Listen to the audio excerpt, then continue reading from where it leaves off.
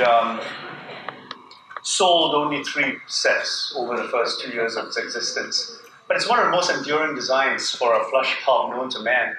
Right up to 2012, which was 3 years ago, they still made spare parts for the very first one that was made in 1906.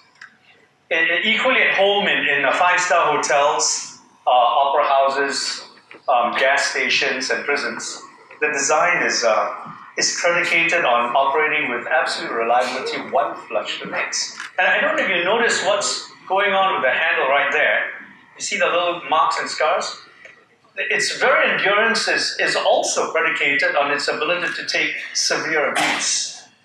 Due to a law of American, in the way they lay their pipes, which states that all flush valves shall be hand operated, and the fact that they've limited the height of where the handle is placed to a maximum of 3 feet, which is 900 millimeters, it is to every developer's and plumber's benefit to make it as low as possible and still be within level, hand operable level. And for that reason, everyone kicks the damn thing. Yeah, it's usually placed right about 600 millimeters because there's no minimum height. So everyone kicks it, men and women. 70% of Americans use their feet on the thing, and that's why that's what's justified its enduring design. In China, they realized it would happen, so they put a foot pedal on it, and because of the Chinese soul squat, right? Squatting hand toilet, because it's already low to the ground, you don't have to put it at handheld height, you just step on the damn thing and it flushes. I love public toilets. You've got a great one over here too.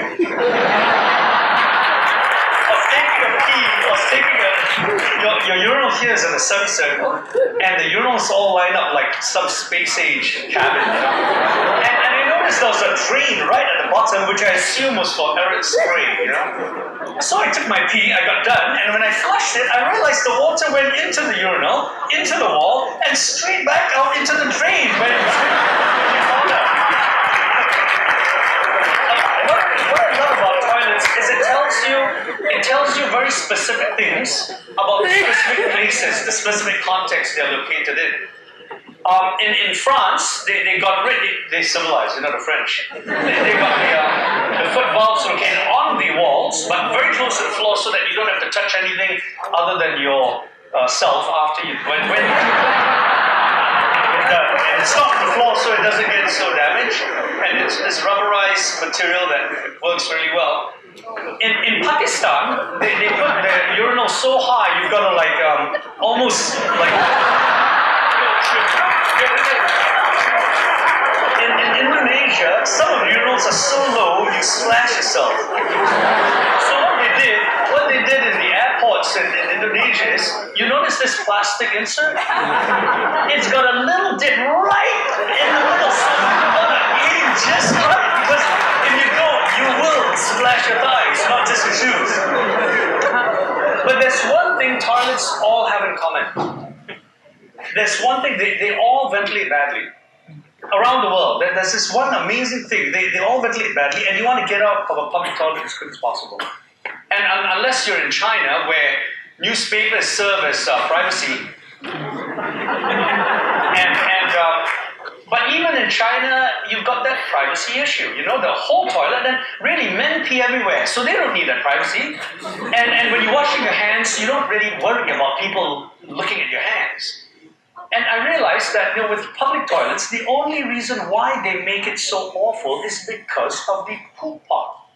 You don't want someone looking at your bum and taking down your pants, whether you're male or female, and that's the only place that really needs privacy, right?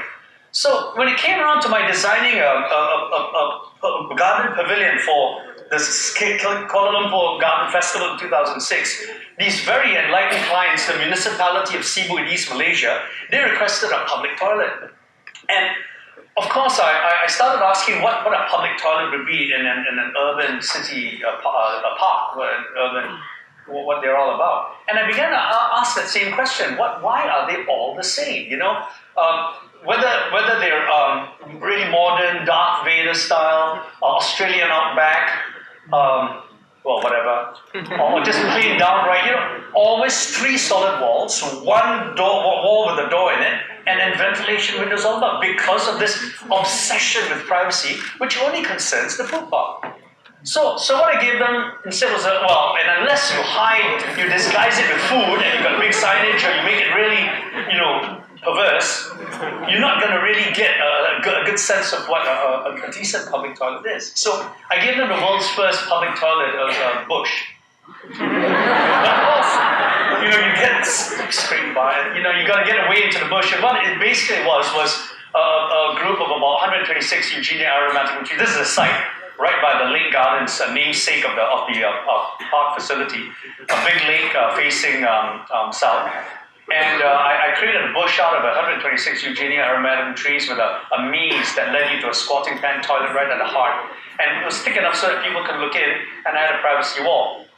That's what it would look like when it was done. The bush behind, the privacy wall. On facing south, there was a lazy day Sunday deck looking at the view of the park. To the north, there was a tea deck. And these garden festivals always leave the lawn trampled. The grass all dies after 1 week. And so what I did was I designed it such that everything was lifted off the ground with joints, gaps for joints wherever the off-site work needed done. You could bring it back on and weld it on site.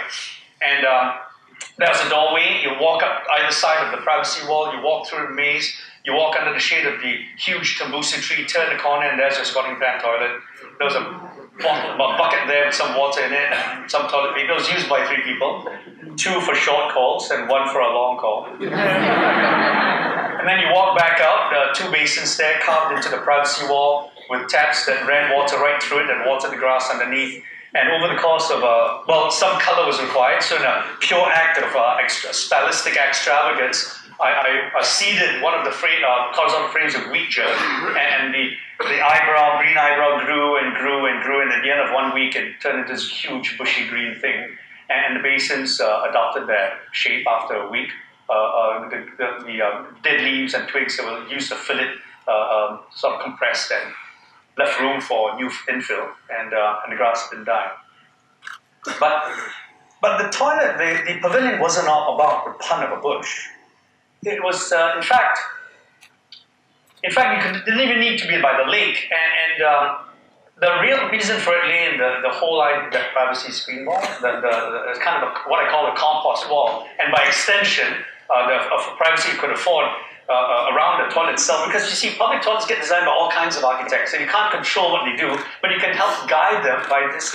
Look, just make the poop pots private. So you could put any manner of sin of toilet behind it. It didn't really matter, because what was really important about the project was the compost wall that screened the toilet, because the compost wall addressed the question of what is a park toilet facility in the city.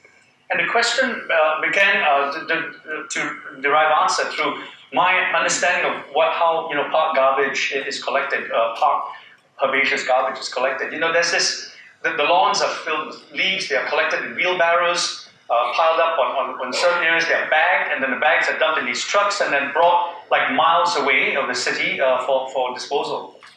And it's a big problem, because that's 20 kilometers of garbage that doesn't need to go anywhere. It's because of the way that it's collected and then bagged to be dumped. I thought, what if we changed the way we thought about it, got rid of that bit, and use composting instead. So all the garbage that's collected by individuals or whatever gets dumped into the compost garbage bin, which is also privacy screen. On the flip side of things, the Kvadrat Chase Long was commissioned by Kvadrat. They're the Danish company that specializes in all the weaves that used to clad the beautiful Danish furniture back in the 60s. The furniture by Arne Jacobsen, and for the relaunch of this very iconic fabric, they sent invites to 36 architects and designers around the world to design a piece of furniture that would incorporate this this Hallingdal 65 fabric in some manner, way or form on their iconic pieces of furniture.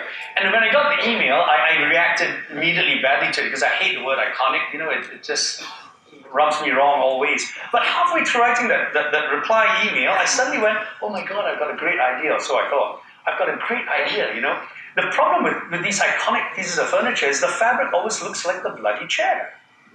Why don't we design a chair to look like the iconic fabric?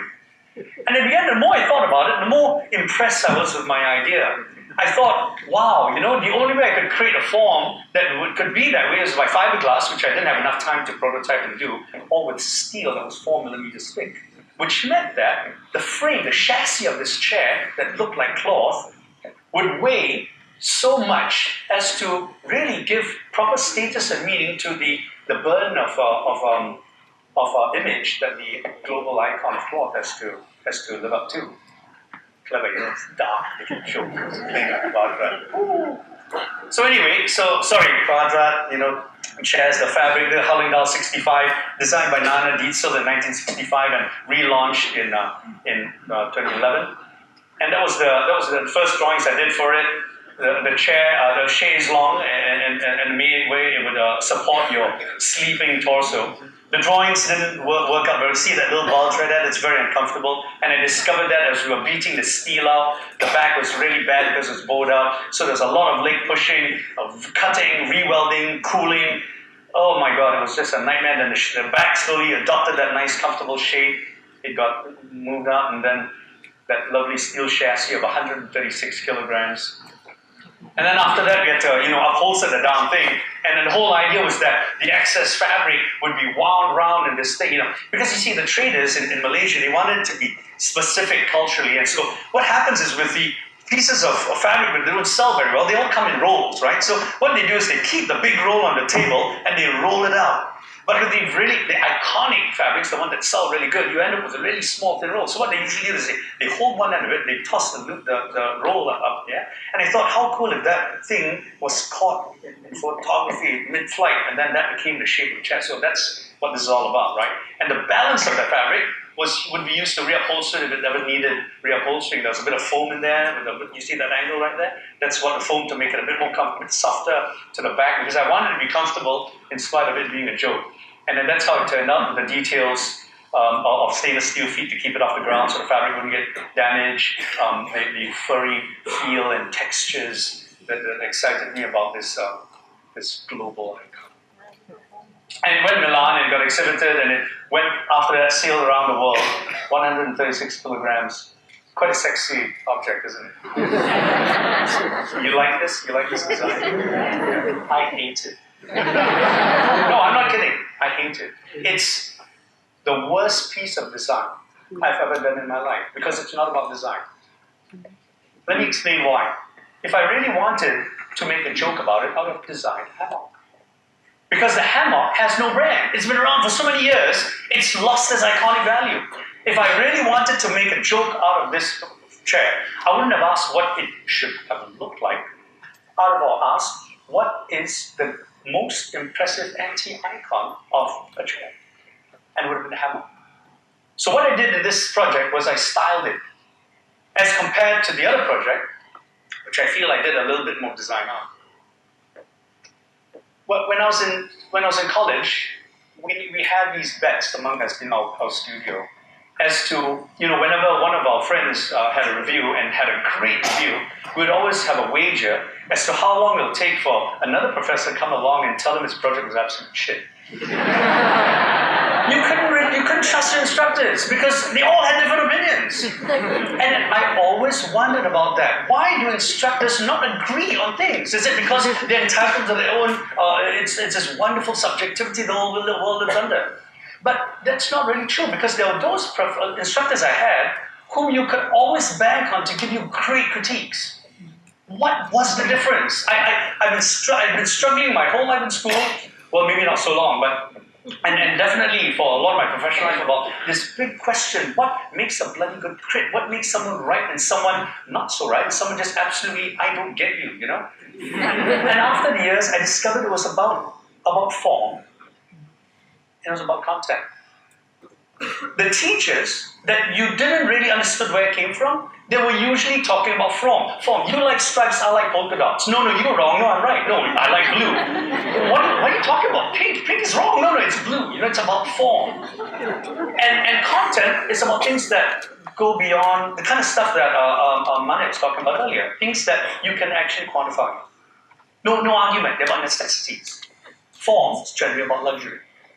And it's not to say that design is about one or the other. No, design is about this amazing vibration, this amazing conversation between form and content. Obviously, if you didn't have form, you couldn't have architecture or products of design, right? The problem isn't about whether it's about that or that, but where you start. I discovered if you start being inspired by a form, you just imitate the damn thing. So maybe we'll have a discussion about plagiarizing stepwells, because I don't think that's plagiarism. The understanding of what stepwells do rather than how they look. But the moment you start with content, you're on the right track, because content has no shape, size, texture, or color. It's not about polka dots, which you can argue about. Content is about issues that concern the human condition. So, and when you start with form, you end up styling. And 90% of the famous architects in the world style. We can have an argument about this, or we can have more questions. And when you start with content, you actually design. So what I want to talk about today is about design. I'm not going to be talking about my projects anymore, because I figured Vision 2025 is not about the work I do, because I could be dead tomorrow. My plane could crash. Vision 2025 is about changing the way we think about global paradigms, about what design is, and what design has become, and what it actually is or could be. Yeah? And I'm going to talk about this not by way of my creativity, but a way in which you can explore your own creativity. I thought that was the best Vision 2025 we could have. And I just want to get one idea, one thought through to you guys this evening, and that is the difference between form and content. The fact that design is about two things, but it can only start with one. After which there's this wonderful conversation. Okay, I'm going to go through some projects. I'm going to be talking about 2 bridges, 1 opera house, and some pebbles and a bird's nest. And maybe we'll get somewhere with that. Let me first start talking about the Miu Viaduct. There was a collaboration between, these huge infrastructure projects are very complicated, and many people are involved. This particular one involved, and I'm just going to talk about 2 main proponents of it. The engineer of Michel Verligo, he's French, and the Pulitzer Prize winning Lord Norman Foster. He used to be a sir, but he's a lord now. And I'll talk about the Miu Viaduct in France, 2010 first. And it is a spectacular infrastructural achievement, firstly. It's been awarded many times. Not that awards mean a whole lot in the world right now today, but the fact is, it is regarded as one of the great engineering achievements of the 21st century. Now, what is it all about? Firstly, that's the town of Miu, and that's the River Tam running through the Tam Valley, and that's at a point between Paris up north and Montpellier down south. Montpellier and the whole part of the French Riviera being where all the tourists go for their summer holidays. And the problem with the whole issue is that every time between the months of July and August, there'll be thousands of people flooding through the town of Miu on the way to Montpellier and that part of France, totally jamming up the city and the roads going out. And that journey from the top of the valley down to Miu and back up again to get to Montpellier would last no less than 8 hours or 9 hours. It was a nightmare. Aside from the regular trucks that needed to go through. So what they did was they commissioned the bridge to be built, which cut the travel time from 8 hours to 10 minutes. It's about 2.5 kilometers from the one spring point to the next. So that's what this bridge was about, to save driving hassle. Now that's what it looks like from a distance. 7 pylons, the tallest one being about 900 feet from top, from the deck to the bottom, and an additional 200 feet going to the top of the pylons. What it is it's a perfect example of what engineers call a cable-stayed bridge. Now, what is a cable-stayed bridge? Let me first explain that in this particular example, everything below the deck is made of concrete, everything above the horizontal line, including horizontal line, is made of steel. Now, cable-stayed bridge works this way, or this particular bridge works this way. all that weight from the cars and all that are carried by these huge girder trusses, and then brought to a central horizontal girder. That horizontal girder is supported by means of these huge cables running the entire length of the 2.5 kilometers, and that runs all the way up to the top of the pylons. The pylons support that weight and bring them down to the concrete piers, which bring them all the way to the ground. And it's called a cable stay bridge because all these cables stay the bridge. And they did something special with it. I'm not going to create a distinction as to who designed what and who subtly did what, but basically, Foster and Michel designed a slight bend into it. Now, what is the function of that bend? Well, firstly, structurally, it helped create a little bit more rigidity to wind loads. Never mind the fact that the columns are actually, I've actually got a break in them to reduce the load. See that little break right there? To reduce wind loading funneling through the Tam Valley. They also created a bit of a curve in order to give it a bit more rigidity. But that curve did something even more special. You see, on the way, they drive on the opposite side of the road there, right? So on the way out of France, you're looking at the hills. And on the way home, the pylons creak because you're coming towards the subtle bend, right? So psychologically, it gave you a sense of orientation. But it is a massive bridge. And that high, the wind loads are huge. So these wind breaks were designed in order to stop the 18-wheel trucks from tipping over. These things are awfully high. A human being stands about this high, from this plexiglass thing to the level right there. So that is designed purely for pedestrian access in case there's an accident, there's an escape route. And these things are so high, you can't really get a view from the bridge. And it is a massive thing. Anything that massive, the shadow in the landscape, makes you ask the question, is this a good design or not? What the hell is such a huge structure doing in the landscape? Well, the only time it's ever used by human beings was when they held a marathon through it when it was first opened. Because Foster didn't ask the question, he asked a very important question about what it was for. He decided it was for the automobile. And at that speed of 80 to 120 kilometers an hour, you're not looking at views from the bridge. You're looking at views of the bridge. He didn't design it to be viewed from, he designed it to be viewed at. And in the landscape, anything of that scale disappears because the scale of a landscape overwhelms everything else. And that's the marvel of this bridge, not just an engineering feat, but one of amazing psychological impact on what it means to build a sculpture in the landscape, which also serves an important function of transport. Let's talk about Millennium Footbridge, my other favorite bridge by the same architect, but not the same engineer. This one is the collaboration between Lord Norman Foster and Sir Anthony Carroll. And according to everyone, Anthony Carroll was the one who actually pieced it together with great resistance because he didn't like the scheme Foster had come up with. But let's try to understand what it's all about.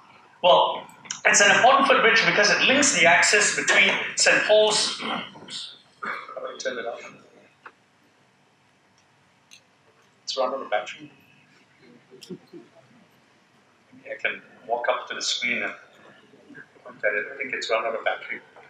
What it does is, let me try to talk about it's being looked at. It links between St. Paul's Cathedral, which is about a kilometer north, to the south bank and the square which the Tate Modern sits right butt up against. And where the axis kind of ended with the right at the back of the Tate Thames, they carried on through with this bridge to the opposite side. So that was what the whole bridge was for. Thanks very much. Next slide. So this is what it looks like a bit close up. Those arms are absolutely huge. It was designed to take the weight of 5,000 human beings at any one time.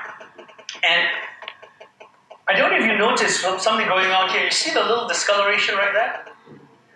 Now what happened was, something called harmonic resonance took place. When a lot of people started using the bridge at the same time, there were enough people walking on the left foot or on the right foot at the same time that it created a little bit of an oscillation. And then something even remarkable took over. Something called, let me get this right, synchronous lateral excitation.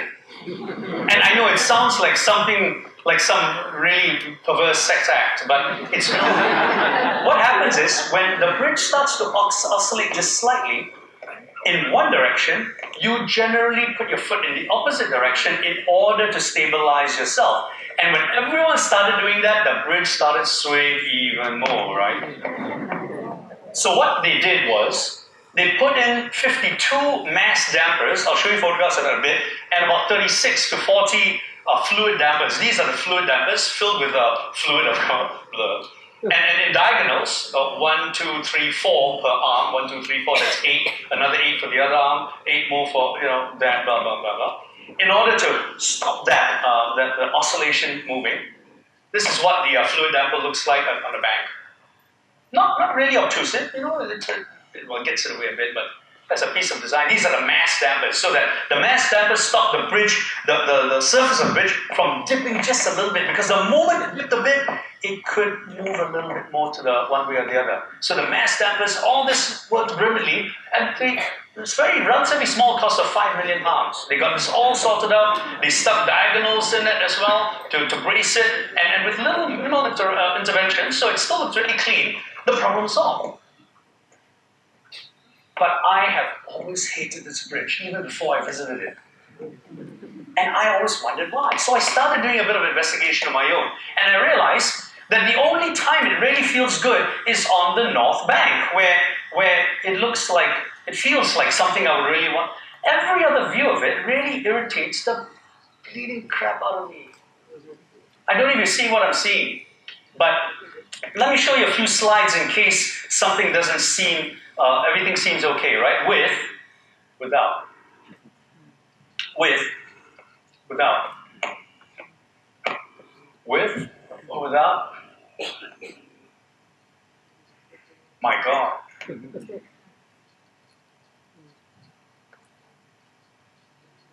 You see, Foster didn't want some old-fashioned tower bridge as a symbol of the modern technology. And besides, there was a requirement for this footbridge not to be visually obtrusive, so it couldn't stick up above the level. So he wanted something, well, so he couldn't do that. He wanted something absolutely slender in elevation in order to make the structure disappear when you're looking at it, never mind what it'll look like when you're, approaching it. But this is a problem, you see, because whenever you put the lines of support parallel to the weight it's carrying, you have a naturally built-in instability into your structure. What if Foster instead had done this? Strung it diagonally, then you could have removed all those things, and you would have actually a bridge that, actually feels a lot better when you're using it. The problem, even could have a dip, depending on what you see. See, the problem is Foster didn't ask that same question he asked of the Mio Viaduct. He didn't ask what this bridge was for. Human beings walking at 2 to 3 kilometers an hour. He didn't ask what a footbridge was in one of the most important city-urban environments in the world over one of the most famous urban rivers that the city has. He didn't ask whether it was for a car, whether it was for human beings, and for that reason, he forgot to understand that whereas a bridge designed for vehicles is to be looked at, a bridge designed for human beings is to be looked from in order to understand the relationship of a city to its river. The best architects in the world can make horrible mistakes. I'm going to talk about the Sydney Opera House. Now, I know you guys are going to be really upset because, you can talk about Foster, you can talk about Zaha Hadid, you can run down Daniel Libeskind, but you don't touch our Jan Utzon. He is our hero, right? So I'm going to try something here that I hope you guys will not be too upset with me about. Sorry, Mia.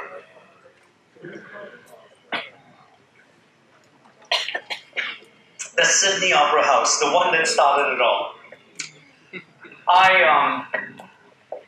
That's what it looks like from the bay, coming in from the east. What is it about? Let's explore. Back in 1959, when groundbreaking first started, half the city wasn't here. The city of Sydney is over here. That's the north part of the harbour. This is the Sydney harbour itself. All the boats dock here. But the bridge was there already. The Sydney Harbour Bridge was there. And I want to show you this because it gives you an idea of scale. Now, This bridge looks awfully small, doesn't it? I mean, there's at least like speedboats, not that big a deal. But let me give you an idea of scale, okay? This is one of the biggest ocean liners in the world, and this thing fits under that bridge. This is what it looks like when it's going underneath. And all these little sections of shells, the smallest one holding the formal restaurants, the biggest one holding two theaters, and with one more on the side, and the smaller one holding two. There are a total of 5 theaters actually in this, 5 or 6. And the entrance is right here, huge urban stair. There's some works going on here, but that's how you enter it. Let's look at it at that from the front, from the city side. That stair is absolutely phenomenal, and I love this image because it makes you feel and think of opera like a religious experience. It's like a church of music, which is a very powerful image. I really appreciate that. But I'm not going to talk today about the shells. I'm not going to talk today about the amazing ceramic tiles and the way they were formed, all the controversy, because I want to get past that. I don't want to talk about things which have dubious sort of roots. I'm going to talk about the one thing that Utzon was completely in control of from the very beginning to the point it's completed. I want to talk about the podium that the thing sits on. Because the only thing that was changed about this was, you see the cladding that you have on the podium? They repeated the cladding on the edge of the water, and Utzon did not want that. He had 2 different materials. So that's the only thing about the entire podium that was changed from the time he designed it, presented it, and had it built. Okay, so let's talk about the podium. Utzon, in many of his notes and lectures, talked about the podium that the opera sits on as his acropolis. An acropolis is a walled citadel, which serves as a protective barrier for the Parthenon and all the other stuff that it protects. So he's always referred to as a citadel. Now, what does that citadel do? Let's take a closer look.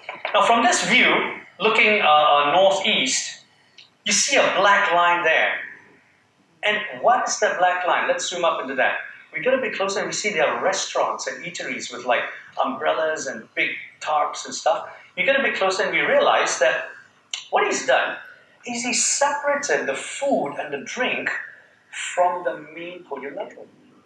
What an odd thing. And let's go a bit further back, and there's a whole lot of this stuff at the podium, well, the bigger podium itself that sits above the... And mind you, that podium is huge.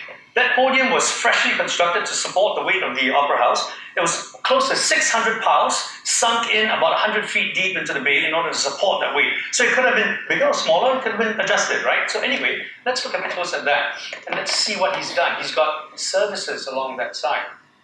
Let's walk along to the back and look back a bit. All these are service doors, fire exit doors. There's a narrow stair which takes you up to a restaurant above, but it's more of a fire exit. And the closer you get, the more you realize, never mind the shells, that the shells were not meant to be looked at when you're right up against the podium. Because some points you don't even see it. Most of the views you get of it are absolutely nightmarish and awful. That's what it looks like from the edge. It was not designed to be looked at, viewed, or experienced when you were close up to it. It was meant to be viewed when you're far away, right? So let's walk around on the side facing the north. There's a huge deck out there, which collects a lot of cold wind and not much else. Some photographs. And then you go around the side, and there's some more stairs taking you from restaurants, fire exits. You walk along the side, it's a narrow 6-foot wide path which runs you from the back to the front. And when I use those words, back to the front, I realize, my God, I think I understand what this building's all about. You see, John Utzon, if you study all his buildings, his most famous of which is the Bagsved Church, well, in my opinion, the better building, he was a linear architect. He always had a front, public, a middle bit, semi-public, and a back, which was private. In all the residential buildings he did, whether they were community housing, social housing, his Bagsved Church, all his projects was front to back. They were all linear. He basically did, what he did here was, he had a front door and he needed a back door. And let's look at the next few slides. I like this slide, well, the people kind of, it's not my slide, but they kind of look a bit like But let's look at the space in between the buildings, arguably the most important part of any sort of a massing diagram. What did he stick in that space in between? Let's get a bit closer to that, shall we? He stuck in a service door. And those rooms, doors to mechanical engineering rooms, that's the door, which they bring in all the stage sets, the big bands, the sound equipment, and then I realized that's what it's all about. He designed a front and a back. This is his backside. This is where you bring in all the trucks. You need a bigger turnaround area to dump that stuff and then bring it back out. And I'm going, wow, he designed a linear building for a site of 360 degrees. Well, what if instead of sticking the service core at the back, because you know that service door isn't open all the time. It's only open when you're servicing it. And treated the stairs to this wonderful door that would be stairs if your door wasn't open, but would become this amazing hole that the opera of servicing could take place through, which people could appreciate the workings of in front instead of what his perceived back was. Because you know, this stair is the best part of the entire opera house. The way people hang out on the stairs, they have their lunch, they have their beers, they hang out, take photographs. There's this buzz about the stairs, my favorite place. And I realized that Yun Sun designed the podium this way because he wanted a pedestal and acropolis for his lovely shells to sit on. He wasn't asking about how his building would meet the people. He was asking how his building would be looked at, would be set off. And I wonder, what if instead he created this amazing urban stair, which had restaurants popping through, people hanging around, that you get better views and better experiences of the opera house, that you walk up the stair in front, walk down the stair in the back, and really understand what it meant to be in an opera house or out of the opera house, in an auditorium that was turned inside out in order to appreciate the opera of the Bay. And then I realized why I didn't like the opera house. He asked how it should look, rather than how it should meet the people. Once again, the triumph of form over content. Never mind the shells, which I think are fantastic, if you can get sight of them and walk among them down the stair and go back up again. Now, let me talk about Bird's Nest and Pebbles, which might be a bit contentious for some, who are fans. Bird's Nest and Pebbles, for birds and like beaches. But the Bird's Nest was designed as an Olympic stadium. And in model form, it looked absolutely, the parallels, it's just absolutely lovely. I love the model, really. But when you build it in real life, the scale becomes a completely different thing, because human beings and birds, we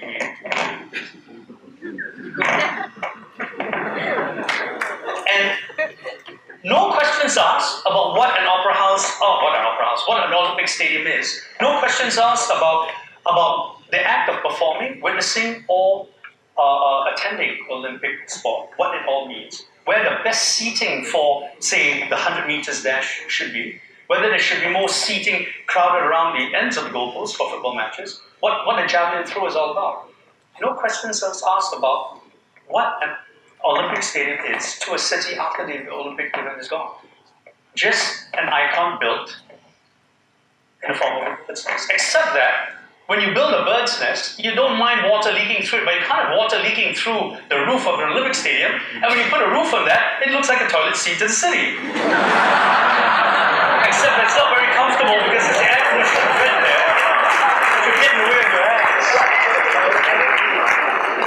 And that's why I hate the idea of architectural icons that sometimes even the great architects can make mistakes about. And it bums me out because, never mind. I've always thought the Colosseum was the best Olympic stadium ever made because it was not built as much as it was cut out of the city. So every time you came out in your street, you walked down the street, you saw the Colosseum as an empty space at the end of it. And the Colosseum did something that none of us have been able to achieve since. Now let's talk about Pebbles. And Pebbles, of course, refer to Zaha Hadid's Guangzhou Opera House, which are remarkable from far, but actually far from nice. It was inspired by pebbles on the Pearl River Delta. And this is bad for me to be talking about a Royal Gold Medal winner, that the Brits have awarded her with right now, so close to the action, and, her being troubled by many, many bad architectural projects right now because people are dying on the sides and stuff. But we got to talk about it anyway, because the closer you get, the more you realize that there's some problems. Well, firstly, a pebble looks great, but once you put a door in a pebble, pebbles don't. What is a door with a pebble with a door in it? It's weird. Pebbles don't have doors in it. And then there's this cherry picker. This was taken like 2-3 weeks after it was open. There's this cherry picker that's constantly running around it 24/7, right? And what is it doing? It's filling holes that leak through. It's what I call the silicon job. Oh no, the silicon job.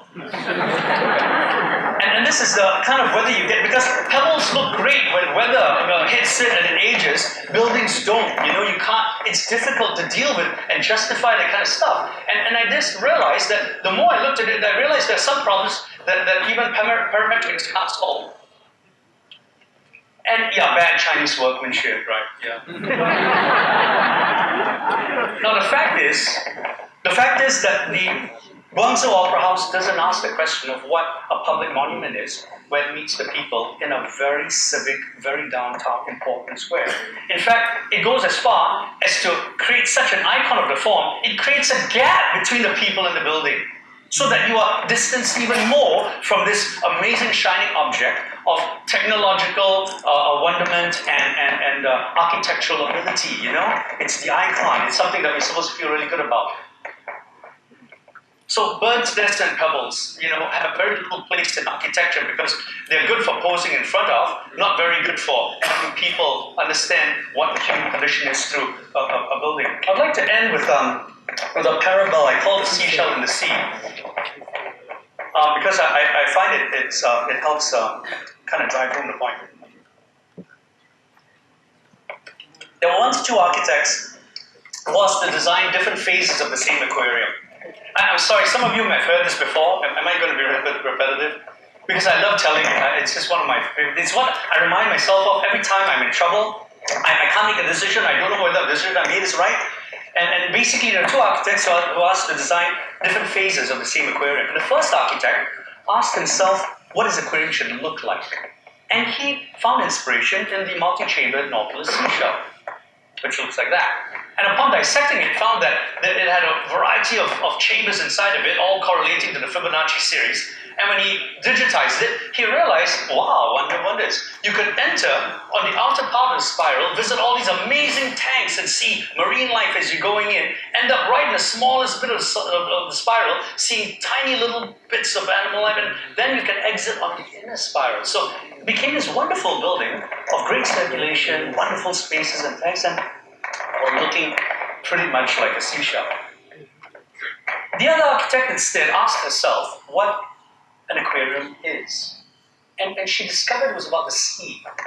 And doing research about that, found us about high tides and low tides. She found us about the most luminous shadows of the Maldives, the darkest shadows of the Mariana Trench. She found us about the most delicate ecosystems known to man, and the most powerful forces of winds and currents on Earth. She found us about sunrises, sunsets, and about the food chain. An aquarium became something beyond a single need. It opened on some days of the week before the sun rose, closed on some days of the month after the sun set. Had tanks so shallow, children could walk in and feel fish nibbling at their feet. Others so deep, you had to take an elevator 100 meters down to understand the true meaning of the word treasure. It had tanks that changed with the time of the day and the weather outside, tanks that changed with the tide and showed you whether it was raining or whether the sun was shining. And aquarium became something beyond that single name. I found that everything about creativity is about only one of two things. It's about form and it's about content. Design is this amazing conversation between the two. I'm not telling you that form is bad. Form is essential. If you don't have form, you wouldn't have architecture, you wouldn't have products. But it's what you start with that makes the big difference. And especially for you guys in school, the young architects who are just starting out, it's very easy to become a famous architect. I can guarantee you that, because beautiful form comes by the drawings. But to maintain your integrity, to hold strong to what the deepest truths of what architecture, what design really is, that's tough. And it's not because, I believe that the greatest works cannot be repeated by the same architect. An architect is only capable of doing one great work in a lifetime, and maybe a couple of good ones. It's not an indication of how bad we are as designers. It's indicative of how difficult design really is, if we really follow its tenets.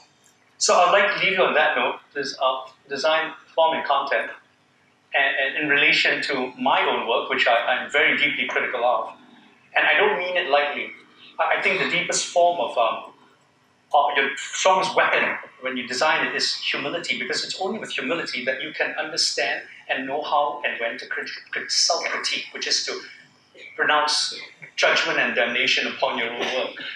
And that, I think, is the most important thing about Vision 2025. The next 10 years is going to see a world where you have more Steve Jobs and more icons than you can imagine.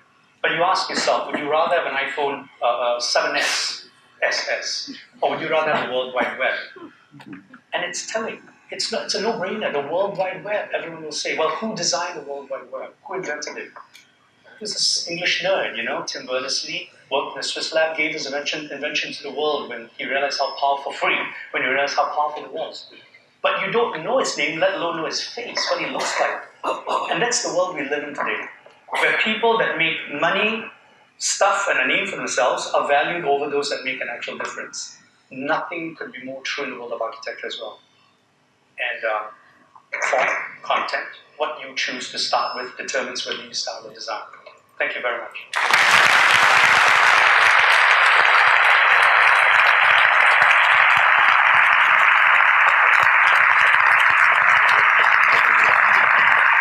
Thank you.